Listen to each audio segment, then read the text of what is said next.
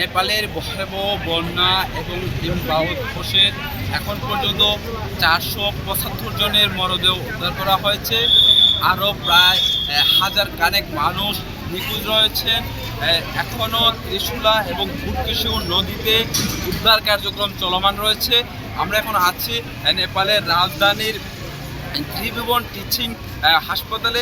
এই হাসপাতালের যে পোস্ট মর্টেম ব্লক রয়েছে, সেই পোস্ট মর্টেম ব্লকের সামনে যারা স্বজন রয়েছেন তারা ভিড় করছেন। তারা এখানে যে মরদেহগুলো রয়েছে সেই মরদেহগুলো তারা শনাক্ত করছেন এবং মরদেহের পাশাপাশি নিখোঁজ যেসব সদস্য রয়েছে তাদের পরিবারে তারা সেসব সদস্যের পরিবার করছেন। এখানে যেসব মরদেহ রয়েছে সেসব মরদেহের ছবি এই দেয়ালগুলোতে টাঙিয়ে দেওয়া রয়েছে।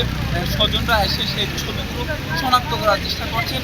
এই নেপালের বেশ কয়েকটি হাসপাতালে এই হৃদয় বিদারক পরিস্থিতি সৃষ্টি হয়েছে।